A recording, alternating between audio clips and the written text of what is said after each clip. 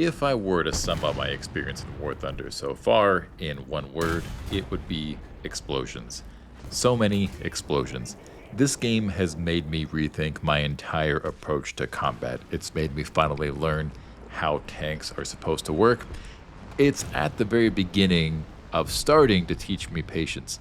This is the only game I can think of where 500 hours makes you still a complete novice. War Thunder has the most brutal skill gap in all of gaming. Learning the maps is a massive advantage, understanding and spading the vehicles is huge, and then having experienced crews and being an experienced player is the cherry on top. Getting blown up is practically a full-time job for me in War Thunder. When I start a match, it's usually with me wondering how long until someone blows me up. If at any point I have to cross an open field, I'm certain I'm gonna get blown up by an unseen enemy. If I am in a completely concealed and covered firing position with no possible chance of being shot, I will get blown up by an enemy.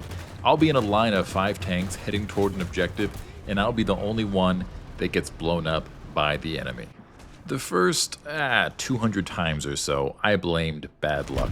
But after enough times of it happening, I finally started to pay attention. I noticed that my teammates would usually spawn at a different point and head to objectives that I wouldn't. I'd noticed that they take slightly different paths than I would that were slightly more out of the way, but turns out offered them protection that I either wasn't aware of or decided to forego. There are specific hilltops in the game that provide exceptional cover for you to poke out and be minimally open to a counterattack that I just never made use of. What I've also learned is that the good and experienced players are actually exceptionally good at predicting where the enemy is going to come from and also where they're not going to check or not going to look. So rather than rushing toward an objective, they move far off to those perfect spots and just wait for hapless suckers like me to come cruising along, exposing my weak side to their waiting guns.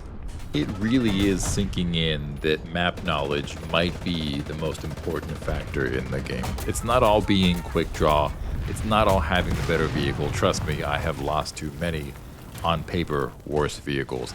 It's getting ahead of the fight. From what I understand, there are only a few dozen maps in the game, and I assume that with enough time, you can start to see a pattern from the jump and better prepare for it.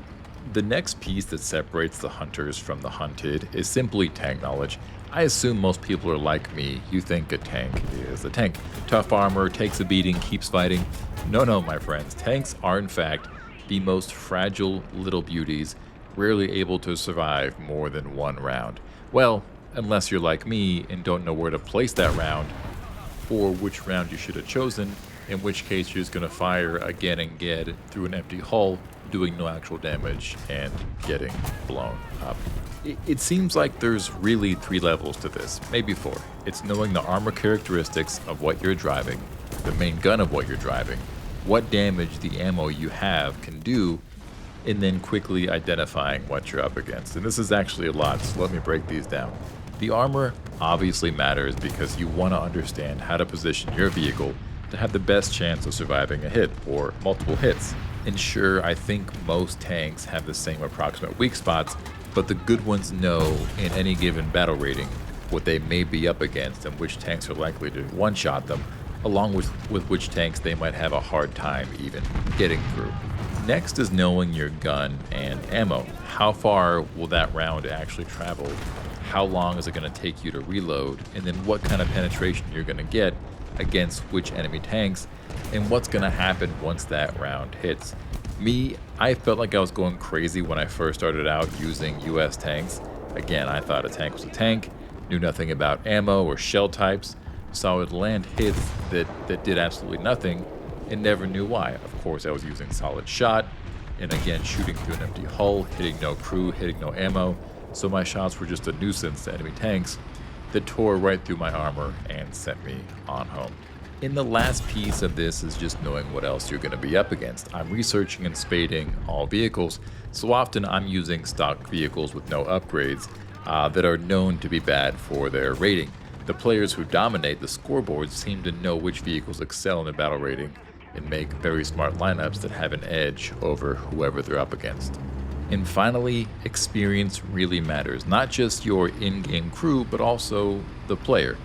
Starting with that in-game crew though, thinking about the gunner or the loader or the tank commander and raising their vitality points so that when you do get shot, they're not unconscious for 10 seconds and you're waiting for them to come online before you can actually fire another shot. I cannot count the number of times I've turned a corner, me and a tank shoot each other, neither one of us lands the kill, but my gunner or loader just sits there unconscious while they chuckle, line up a kill shot, and take me out. Even if the crew survives the hit, the reloading speed still matters crucially. I would say 90% of my head-to-heads I lose by a fraction of a second, as their crew reloads just the tiniest bit faster than mine, as we're in the same tank, 20 feet apart, but their crew is probably skilled up a bit more, mine's still pretty new, and just as I'm about to get reloaded and take my next shot, they shoot first and take me out. Honestly, it's probably the closest I've come to rage quitting, which I'm very against in general, but I don't mind being sniped from across the map. It's annoying whenever I'm just cruising and someone just shoots me who's in a very odd spot and never would have expected.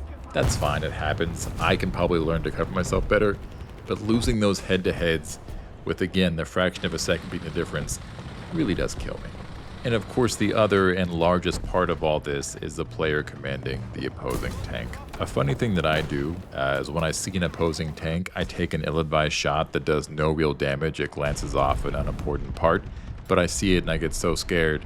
I fire at the first exposed corner that I see, which does absolutely nothing, and then they just chuckle, I assume, pull forward calmly, line up a kill shot, and take me out, which I fully deserve at that point. And it's that same calm patience that guides them across the map to get them in prime position to just wait and rack up the kills. Gets me time after time. That's my War Thunder story. And look, my early War Thunder days were, like I said, constant explosions. I think I made it to the end of maybe 1 out of 10 matches. I was a real anchor on the team. It's actually the reason I started this channel, is I wanted to make content aligned with players that are just like me on the low end of that skill gap. And you guys might not believe it, but I am slowly, very slowly, getting a little bit better.